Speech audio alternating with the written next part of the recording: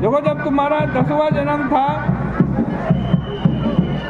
तब भी तुम अत्यंत क्रूर, दया रहित, सब प्राणियों के लिए साक्षात यमराज के समान थे। तुम कांटों से घिरे हुए वन में और मार्ग में, वन के मार्ग में बैठे हुए थे। उसी समय 2 धनिक वैश्य धूप में पीड़ित वहां पर आ गए और उनके पीछे पीछे एक मुनि जिनका नाम कर्षण था, जटा धारण किए हुए थे, साधारण वस्त्र पहने हुए थे, हाथ में कमंडलू था, वो भी आ गए। उन लोगों को देखकर तुमने धनुष तान लिया। इसके बाद तुमने बाण द्वारा दोनों वैश्यों के शरीर में छेद कर दिया। तब उनमें से एक तेजी से भागा। वह डरा हुआ वैश्य प्राणों की रक्षा की भावना से उसके पास जो धन था उसको एक झाड़ी में फेंक दिया और भाग गया। उधर कर्षण मुनि भी याद मुझे भी बाण मारेगा, इस आशंका से तेज धूप में दौड़ते हुए प्यास तथा धूप से अत्यधिक पीड़ित होकर के मूर्छित हो गए। आज कहते हैं उनकी श्वास की गति रुक सी गई, केवल चेतना मात्र थी। आज कहते हैं अपने जीवन की रक्षा में लगा हुआ वो वैश्य तो मुनि को छोड़ करके भाग गया, लेकिन तुम उसे मूर्छित पड़े हुए ब्राह्मण के पास चले गए। उस वैश्य ने धन कहाँ फेंका, वह कितनी दूर गया होगा, यह पूछने के लिए तुमने थके हुए मूर्छित ब्राह्मण को सचेत करने के लिए प्रयत्न किया। स्मृति व चेतना लाने के लिए उसके शरीर के ऊपर आज पत्ते का पंखा बनाकर हवा की, जल से उसकी आंखों को धोया।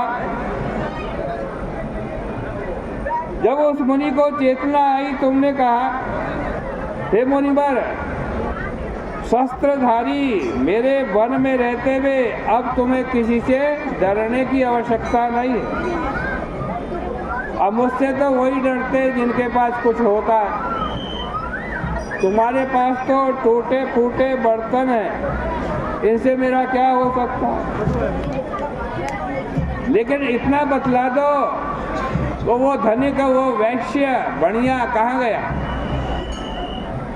शीघ्रतापूर्वक उस वैश्य ने अपना धन कहाँ फेंका, और यदि तुम नहीं बताओगे तो तुम्हें मार डालूंगा।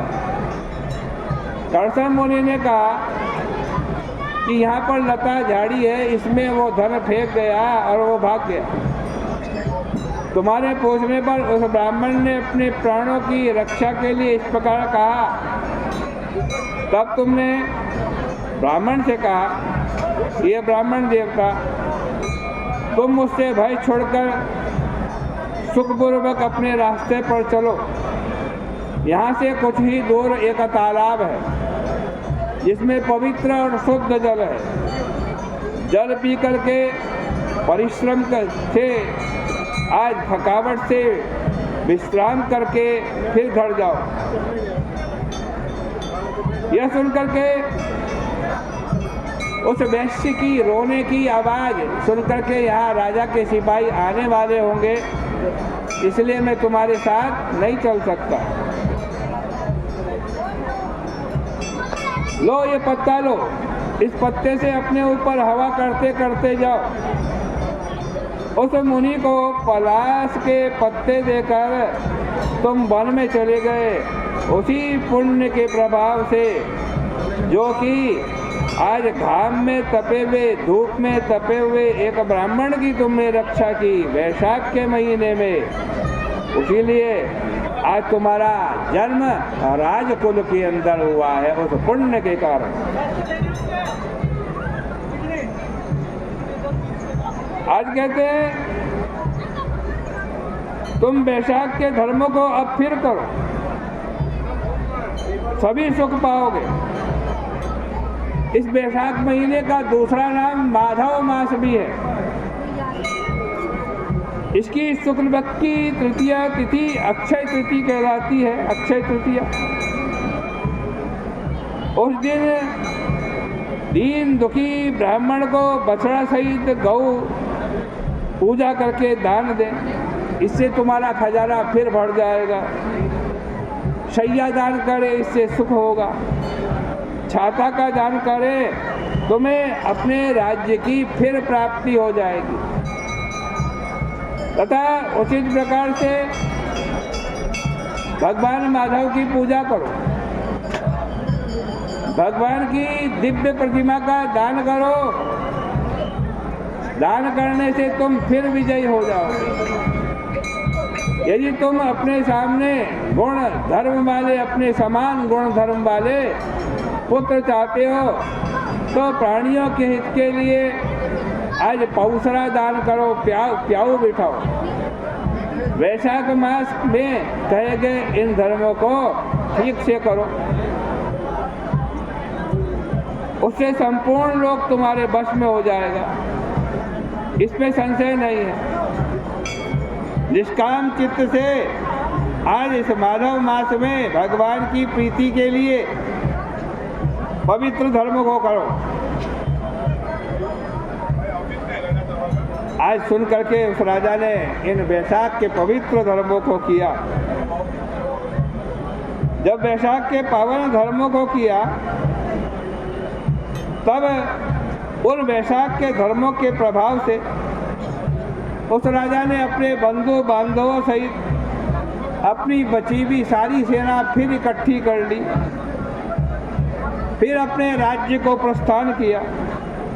वहाँ जिन राजाओं ने उसका राज्य छीन लिया था, जब उन्हें पता चला कि राजा अपनी बड़ी भारी सेना लेकर के राज्य में प्रवेश कर रहा है, युद्ध करने के लिए आ गया है, तो सारे राजा वो घबरा गए, कुछ भाग गए, कुछ लड़ने आए। तो आज इस राजा की सेना ने उनको पराजित कर दिया।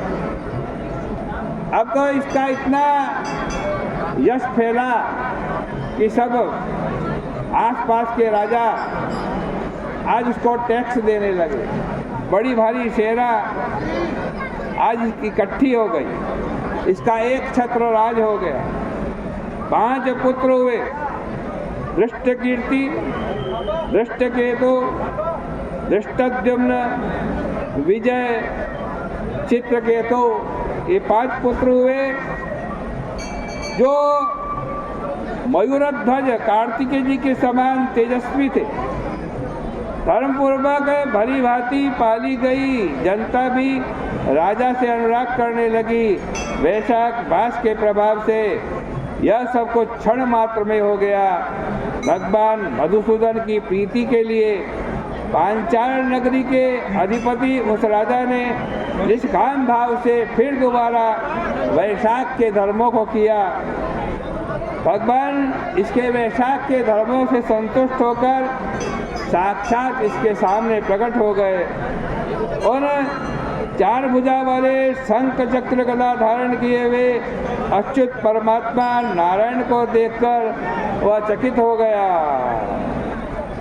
पीताम्बरधरं देवं वनमाला विभूषितं सलक्ष्मीकान्तानुगं च गरुडोपरि संस्थितम्।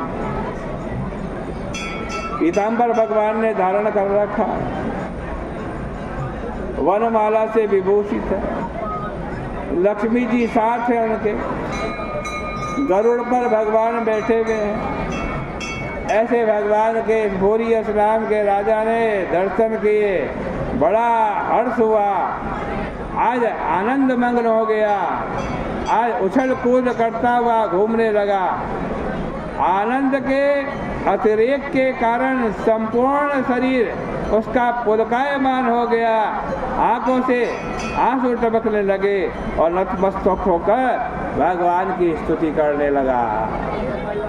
गोविंद जय जय गोपाल जय जय गोविंद जय जय गोपाल जय जय श्री राधा रमण हरि गोविंद जय जय श्री राधा रमण हरि। श्री राधे राधे गोविंद गोपाल जय जय श्री राधे राधे गोविंद श्री राधे राधे गोविंद गोपाल जय जय श्री राधे राधे गोविंद। नाना प्रकार से इस राजा ने भगवान की स्तुति की, भगवान प्रसन्न हो गए। भगवान ने कहा वरदान मांगो, तेरी 10,000 वर्ष की दिव्य आयु होगी, कभी नष्ट न होने वाली संपत्ति तुझे प्राप्त होगी, इस लोक के सुख भोगने के बाद मुक्ति तुमको मिलेगी। आज जो लोग अक्षय तृतीया में पितरों के उद्देश्य से श्राद्ध करेंगे, उनका वह कर्म अनंतत्व को प्राप्त होगा। इस प्रकार अनेकों अनेक वरदान देकर भगवान अंतर्ध्यान हो गए।